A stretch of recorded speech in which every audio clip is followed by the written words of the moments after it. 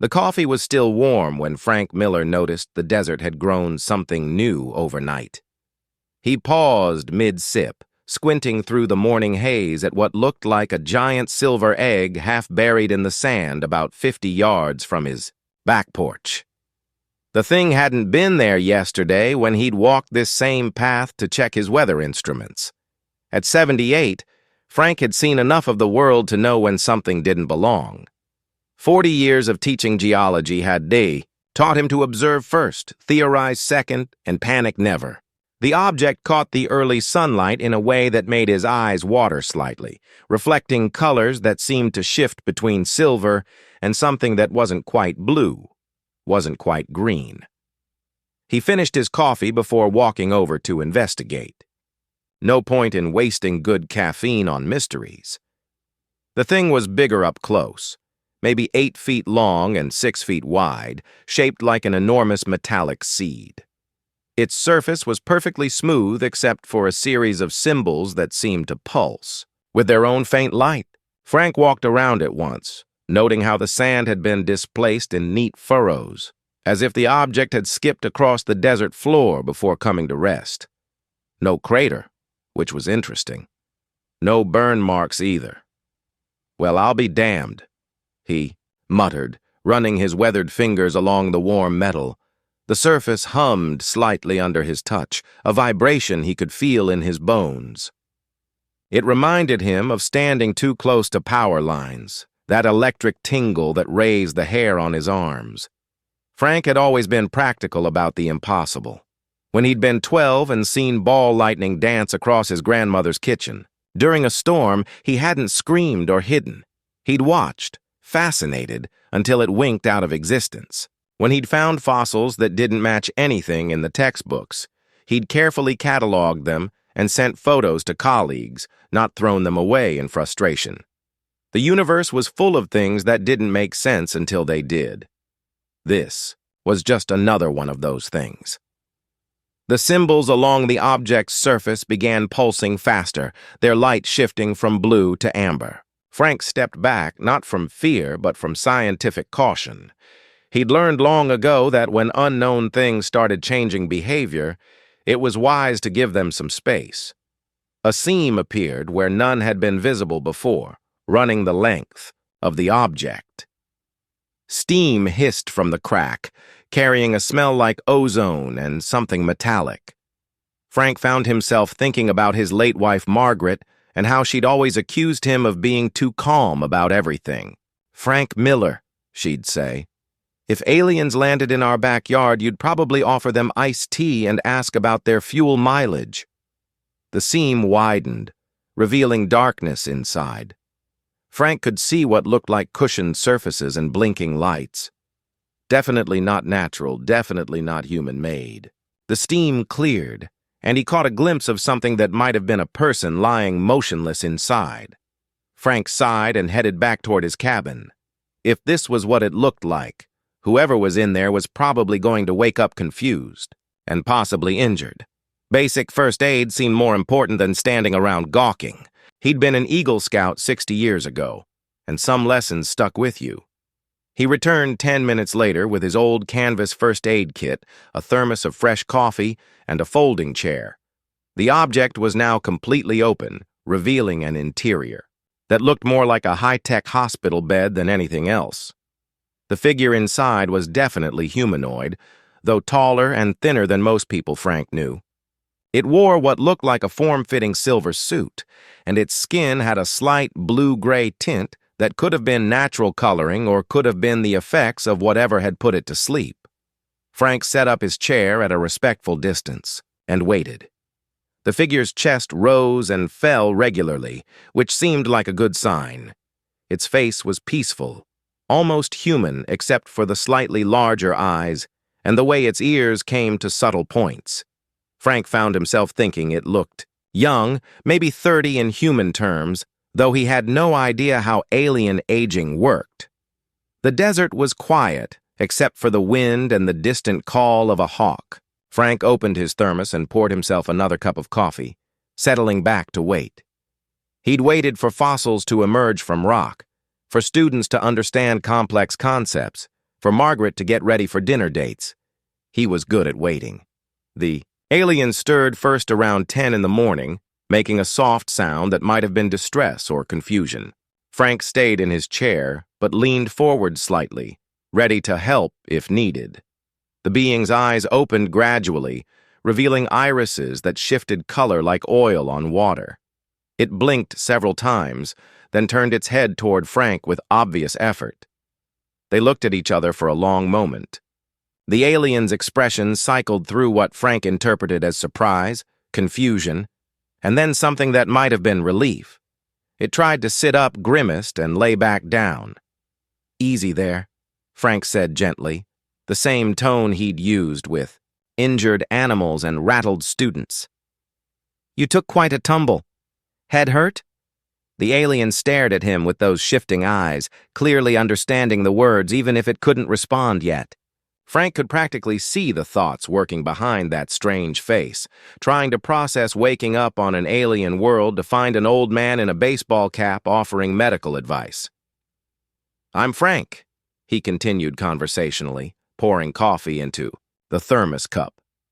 "Frank Miller. You crashed in my backyard near as I can tell. This here's Earth, Nevada specifically, if that helps your navigation any." He held up the cup. "Don't know if your people drink coffee, but it helps with just about everything in my experience." The alien managed to prop itself up on its elbows, studying Frank with an intensity that might have been unnerving if Frank hadn't been stared at by countless students over the years. Finally it spoke, voice slightly hoarse but surprisingly clear. "You're not afraid?" Frank considered this, taking a sip of his coffee. "Should I be?" The alien sat up slowly, wincing as it moved. Frank noticed the being favored its left side and made a mental note to check for broken ribs later. Basic biology seemed to work the same way across species, which was oddly comforting. "I am Kai," the alien said, voice gaining strength. "I come from the star system you call Centauri." It paused, seeming to gather itself for something important. "I bring greetings from the Centauri Alliance and news of humanity's place in the greater galactic community." Frank nodded politely. "That's nice. You want some eggs with that coffee? You look like you haven't eaten in a while." Kai blinked several times, clearly not expecting this response. What?" "Breakfast," Frank explained, standing and brushing sand off his jeans. "Most important meal of the day, my mother always said, and you've got that hollow look people get when they've been running on empty too long." He gestured toward his cabin. "I've got fresh eggs from my neighbor's chickens, some bacon, toast. Nothing fancy, but it'll stick to your ribs." The alien stared at him for a long moment, then slowly climbed out of the pod. It was indeed tall, maybe 6.5 feet, with the kind of lean build Frank associated with long-distance runners. Its movements were graceful, despite the obvious discomfort, and Frank caught himself thinking that whatever world Kai came from probably had lighter gravity than Earth. "You are not reacting as our studies suggested humans would," Kai said carefully. Following Frank toward the cabin, "How did your studies say I'd react? Fear, aggression, worship, or attempts to capture me for study?" Kai paused. "You offered me breakfast." Frank held the screen door open for his unexpected guest. "Well, I figure you're probably hungry and confused. Coffee and food help with both, in my experience." He gestured toward the small kitchen table. "Have a seat. Mind the wobbly leg on that chair." The cabin was simple but comfortable, filled with 40 years of accumulated books, rock samples, and photographs. Kai examined everything with obvious curiosity, while Frank busied himself at the stove. The alien stopped in front of a picture of Frank and Margaret on their wedding day, both of them young and grinning at the camera. "Your mate?" Kai asked. "My wife, Margaret. She passed 5 years ago." Frank cracked eggs into the hot pan without turning around. "Cancer. I am sorry for your loss." "Thank you. She would have gotten a kick out of this, actually. Always said I was too calm about everything." Frank glanced over his shoulder with a slight smile. "Guess she was right." Kai settled carefully into the offered chair, still studying Frank with those shifting eyes. In all our observations of human behavior, we have never encountered a reaction like yours. What kind of reaction were you expecting? Frank asked, flipping bacon with practiced ease. Panic. Questions about our technology, our intentions, our capabilities. Kai gestured helplessly. You asked if I wanted eggs. Frank considered. This while plating the food. Well, panic never solved anything, and you look like you need feeding more than interrogating. As for the rest, I figure you'll tell me what you want to tell me when you're ready. He set a plate in front of Kai, along with a fork. Fair warning, I don't know how your digestive system works. If human food doesn't agree with you, there's a bathroom right down the hall. Kai examined the eggs with scientific interest before taking a cautious bite. His expression shifted to surprise, then something approaching pleasure. This is quite good. Margaret's recipe. She always said the secret was cooking them low and slow. Frank sat down with his own plate. So, Centauri Alliance. That sounds official. It is. We are a confederation of 47 species working together for mutual benefit and protection. Kai ate with careful precision, clearly unused to the texture, but determined to finish the meal. We have been observing Earth for several centuries, waiting for humanity to develop sufficient technology and social maturity to join us. And have we? That is, complicated. Kai set down his fork and studied Frank intently. I was sent here as a scout to make direct contact and assess human readiness for integration into galactic society. Frank buttered his toast thoughtfully. How's that assessment going so far? I am not certain. You are unlike any human our sociologists predicted I would encounter. Kai leaned back in his chair. Our model suggested humans would respond to contact with extreme emotion, either positive or negative. You have shown neither. I'm plenty emotional, Frank said mildly. I'm curious about your technology, concerned about whether you're hurt, and impressed that you managed to cross however many light years to get here. I'm just not much for getting worked up about things I can't control. Kai tilted his head in a gesture that reminded Frank of a puzzled dog.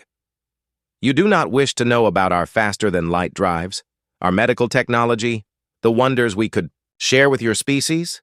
Sure, I'm interested, but I figured I'd let you eat first and make sure you're not concussed. Frank finished his eggs and pushed back from the table. Besides, from what I can tell, you crashed here by accident. Seems more polite to help you get back on your feet before asking for the grand tour of the universe. The alien was quiet for a long time, studying Frank with an intensity that might have been unnerving if Frank hadn't spent decades being stared at by students trying to figure out if he was serious about his latest assignment. In my briefings, Kai said finally, we were told that humans are driven by curiosity to the point of recklessness, that they would demand immediate answers to everything, regardless of consequences. Frank chuckled. Oh, we're curious, all right. But I've been a teacher for 40 years. You learn that sometimes the best way to get answers is to wait for people to feel comfortable enough to give them. He stood and began clearing the dishes. You want to tell me about faster than light?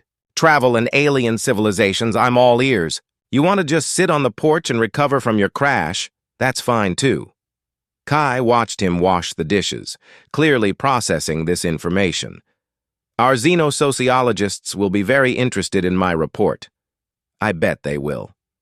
Frank dried the last plate and turned around. So what happens now? Do you have people coming to pick you up, or are you stuck here until someone notices you're missing? My ship has an emergency beacon. A rescue team will arrive within a few days. Kai stood slowly, still favoring his left side. Until then, I am, as you say, stuck here. Frank nodded. Well then, you're welcome to stay. I've got a spare room, plenty of food, and not much else planned this week. He paused. Unless you'd rather camp out by your pod, I would appreciate the hospitality. Kai looked genuinely surprised by the offer. But I should warn you, When my people arrive, they will want to study this interaction carefully. My report could have significant implications for your species' future."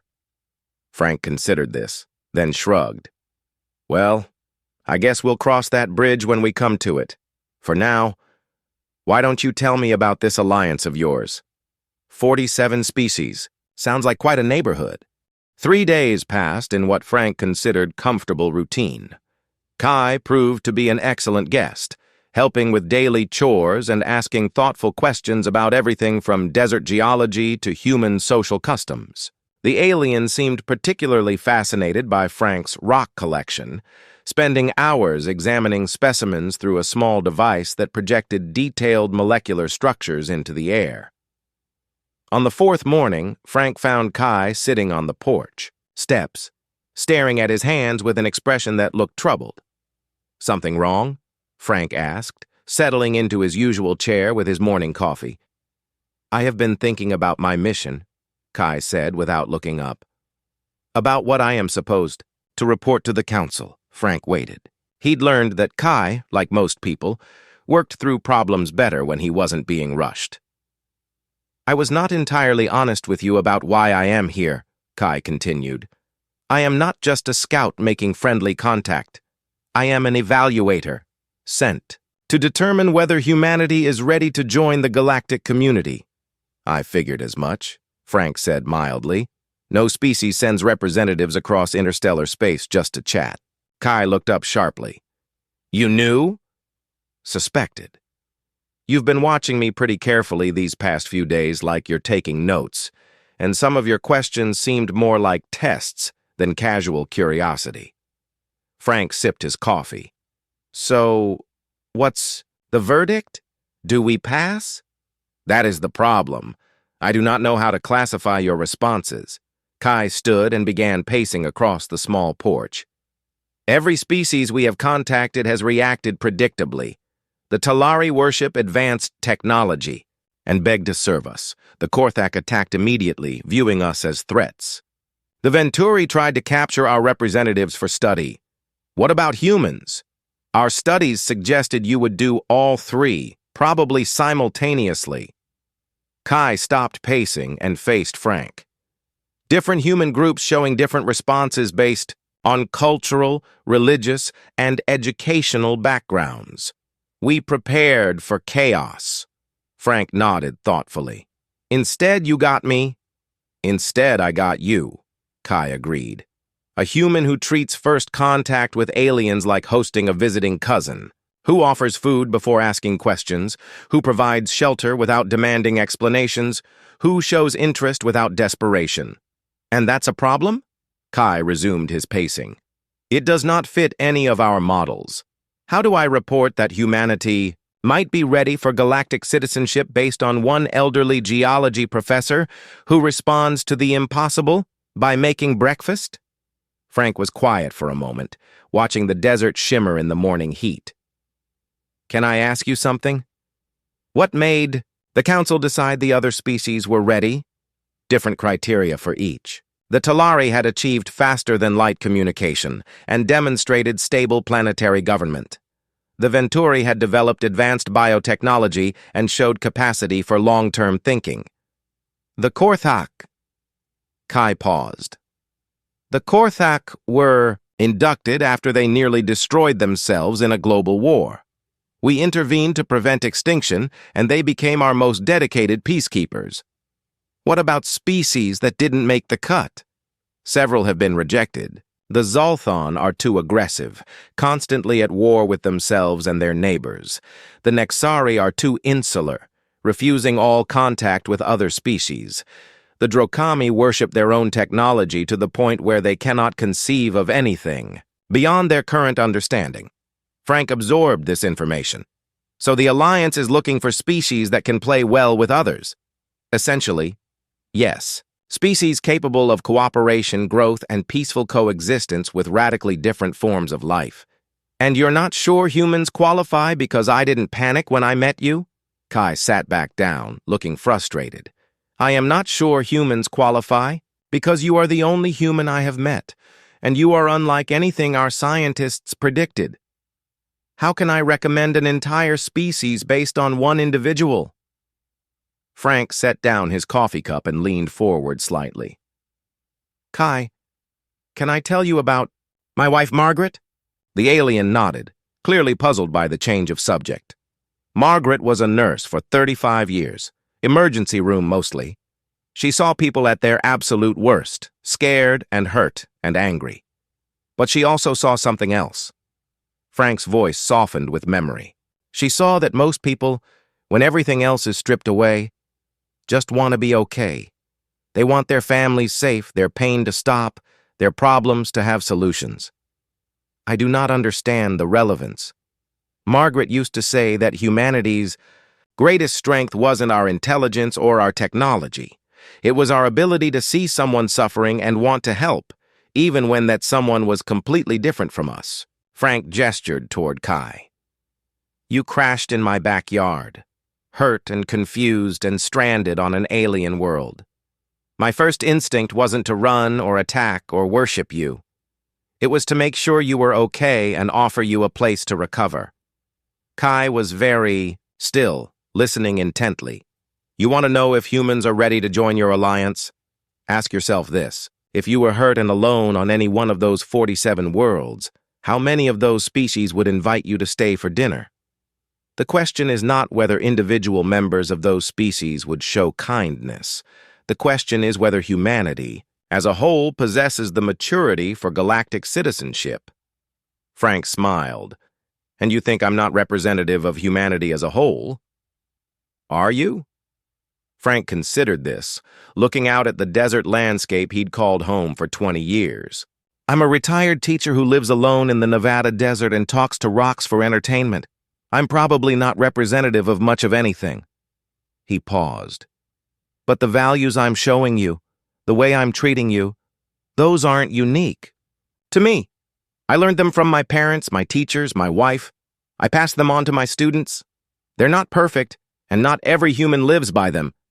But they're there. Compassion, hospitality, curiosity tempered by caution, Kai said slowly. Basic human decency, Frank corrected. The understanding that if we're all stuck on this wild ride through the universe together, we might as well try to make it as comfortable as possible for everyone. Kai was quiet for a long time, staring out at the desert. Finally, he spoke. My rescue team arrives tomorrow. They will want to interview you, to gather more data points for their evaluation. That's fine. They're welcome to stay for dinner, if they want. Kai looked at him sharply, then began to laugh. It was a strange sound, melodic but with an underlying buzz that spoke of non-human vocal cords. You would invite an entire alien contact team to dinner. Why not? I've got a big pot, and Margaret always said her spaghetti recipe could stretch to feed an army. Frank grinned. Besides, I'm curious to meet your friends. 47 species worth of neighbors sounds like it could make for some interesting conversations. The rescue ship arrived just after sunset, appearing as a bright star that grew steadily larger until Frank could make out its sleek, angular shape against the darkening sky. It settled onto the desert floor with barely a whisper, its landing. Systems so advanced that not even a puff of dust rose from the impact. Frank watched from his porch chair, coffee cup in hand, while Kai stood nearby, looking increasingly nervous. The alien had spent most of the day explaining what to expect, describing the various crew members and their likely reactions to finding a human calmly waiting for them. Remember, Kai said for the third time, Commander Naya can be quite direct in her questioning. She has extensive combat experience and tends to assume hostile intentions until proven otherwise. I'll try not to take it personally, Frank replied, watching 3 figures emerge from the ship. They moved with military precision across the desert, and Frank could see they were armed with weapons that hummed with barely contained energy. The Yai leader was obviously Naya, tall and imposing with skin that shifted between deep purple and black depending on how the light hit it. Her companions were equally impressive, one resembling a humanoid insect with crystalline wings, the other looking almost human except for the silver eyes that seemed to glow in the darkness. They stopped about 20 feet from the porch, weapons not quite aimed but clearly ready. Naya spoke first, her voice carrying clearly across the desert air. "Scout Kai, report your status." "Commander, I am uninjured and mission capable," Kai replied formally. "I have successfully made contact with a human representative and gathered significant data regarding species compatibility." Naya's attention shifted to Frank, who raised his coffee cup in a small salute. "You must be the indigenous contact. I am Commander Naya of the Alliance vessel Harmony's Edge. State your intentions regarding our scout."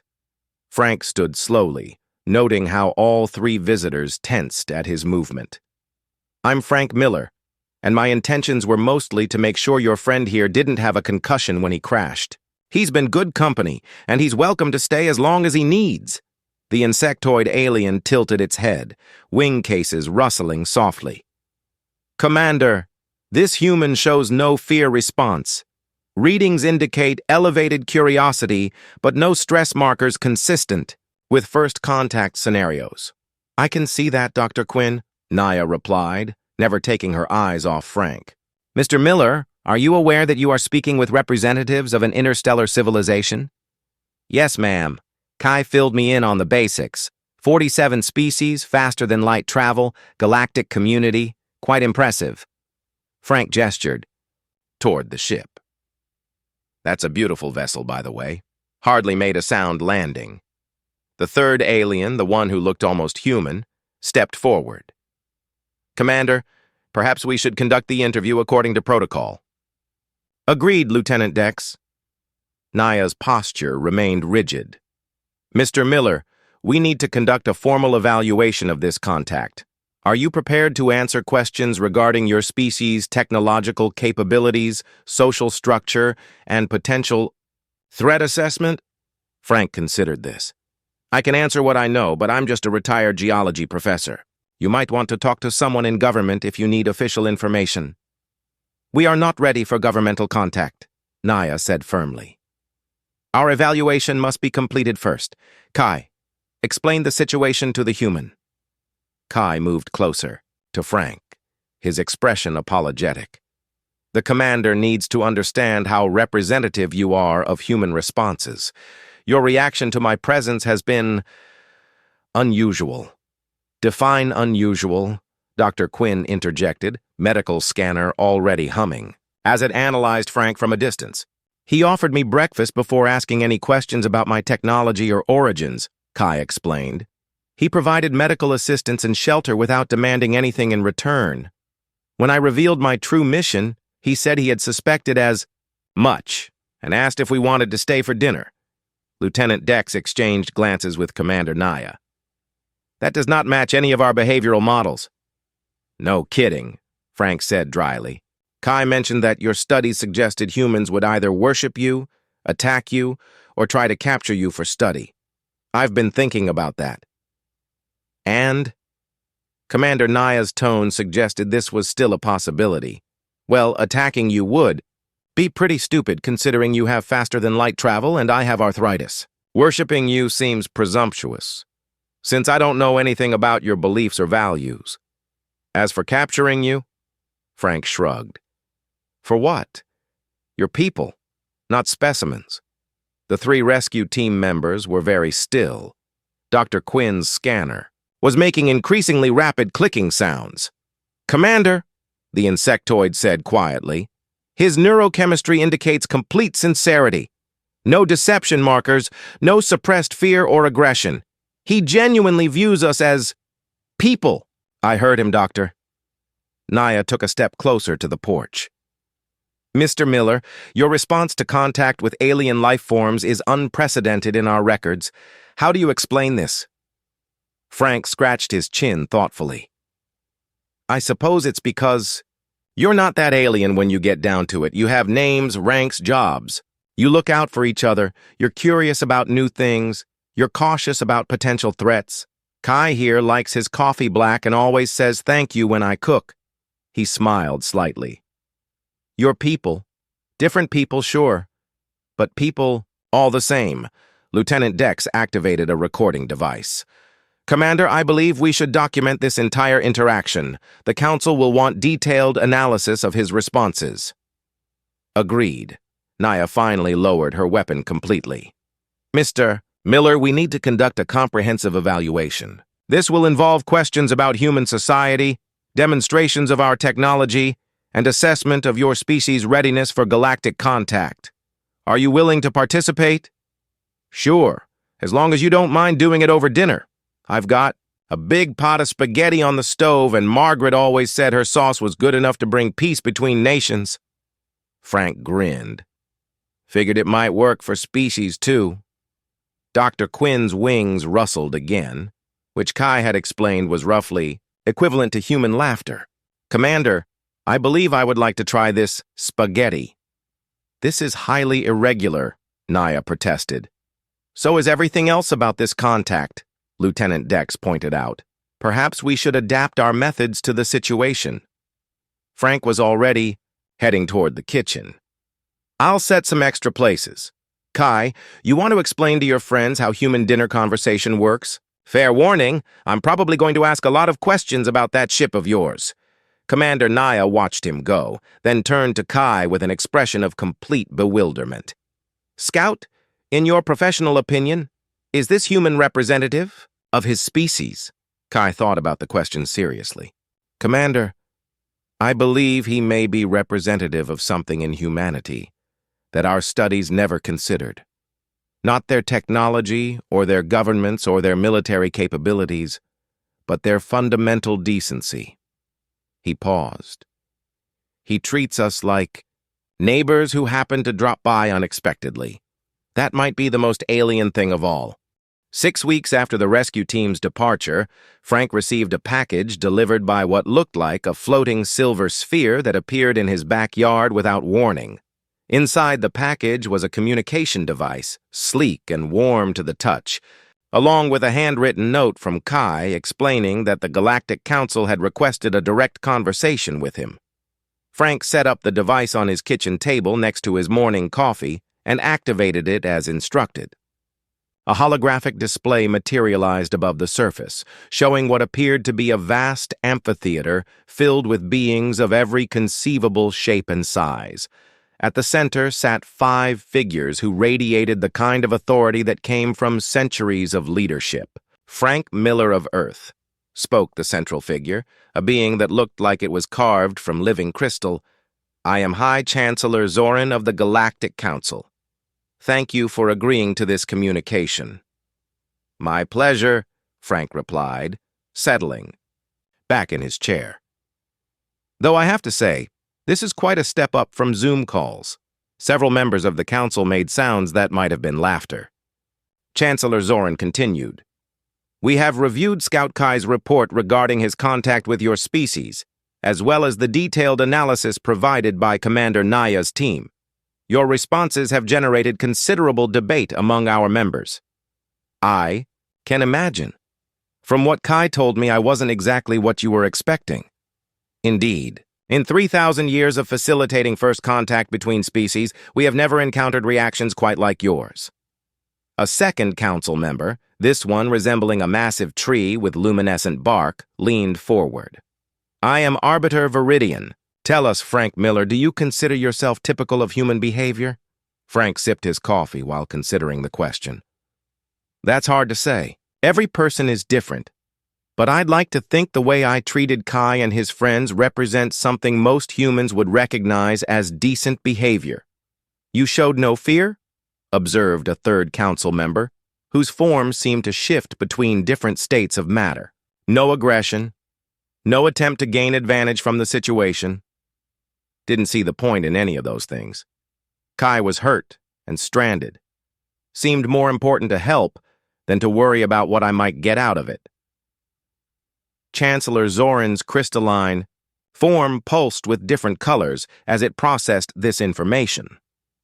Your species has been under observation for several centuries.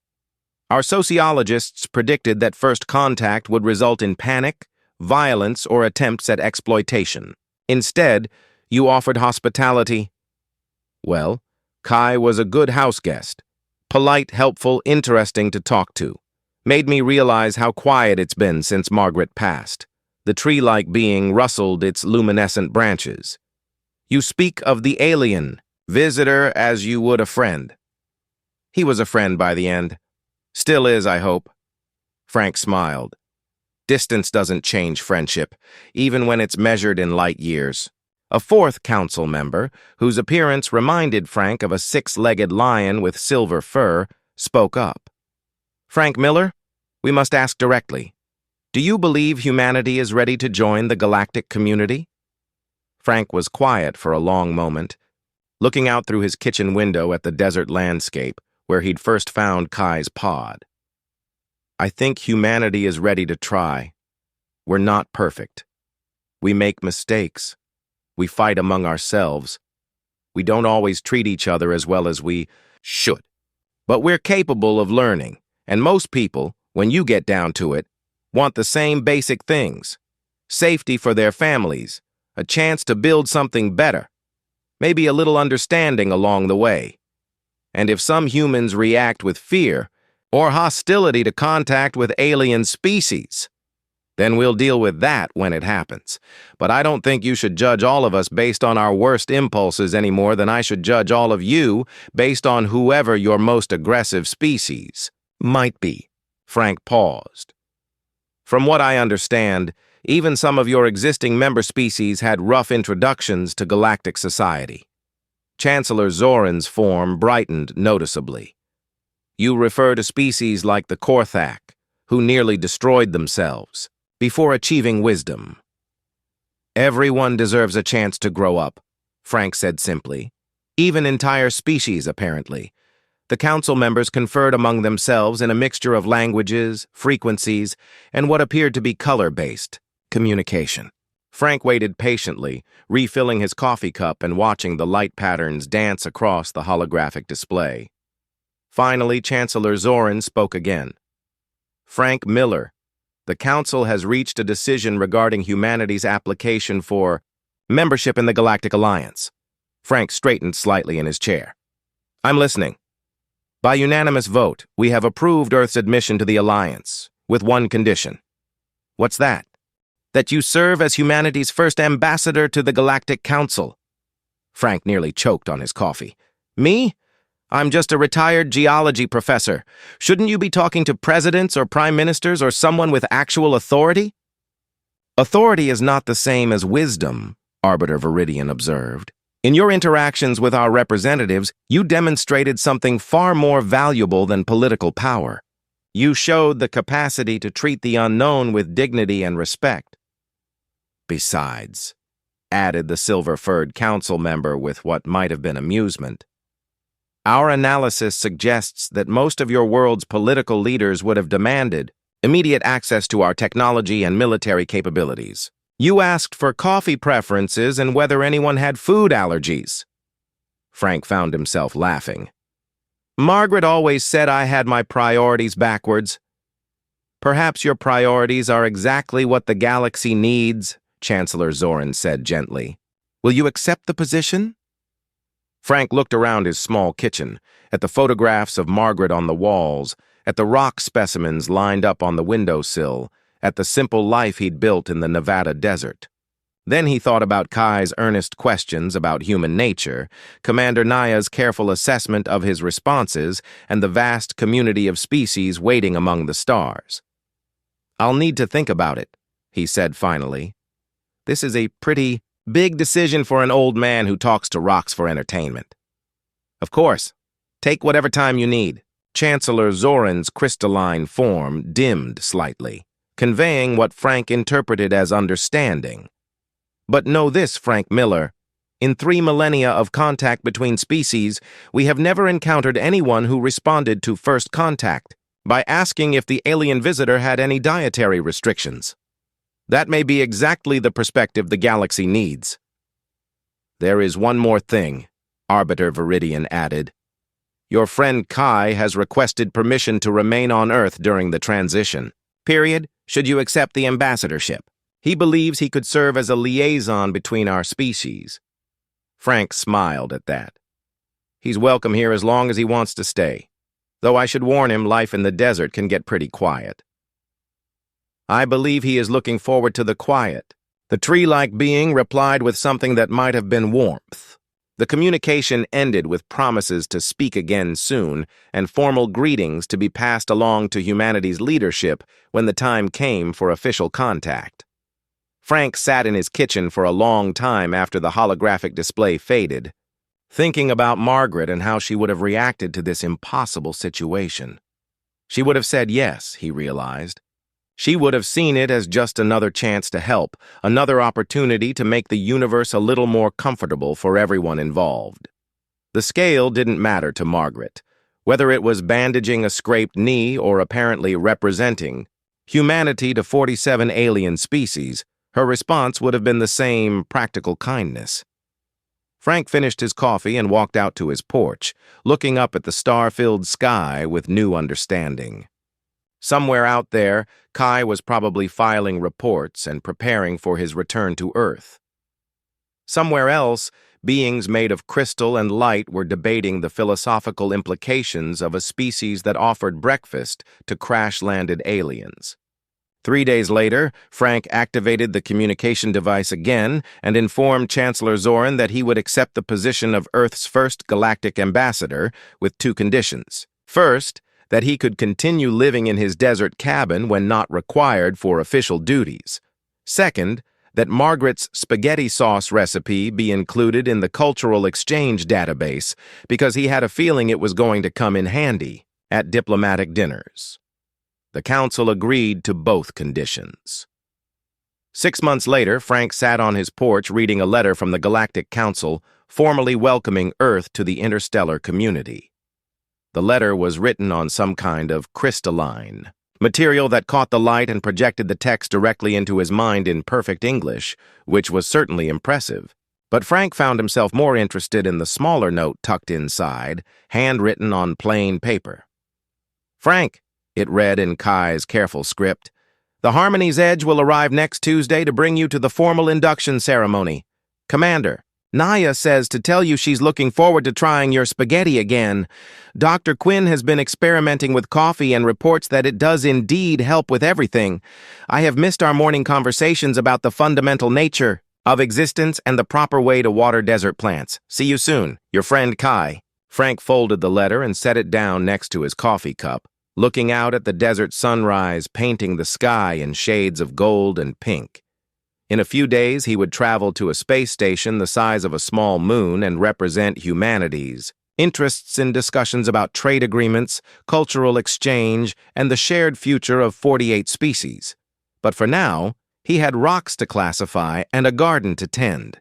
The universe had just gotten a little bigger, but Frank Miller still had work to do. He nodded once at the sunrise, the same nod he'd given that first morning when he'd discovered that humanity was no longer alone. Some things, even the biggest things, were just worth a nod and a good cup of coffee. The desert was quiet, except for the wind and the distant call of a hawk, and Frank Miller was content. He had always believed that the universe was vast and strange and full of surprises. Now he knew that it was also full of friends he hadn't met yet, and that seemed like the most human discovery of all.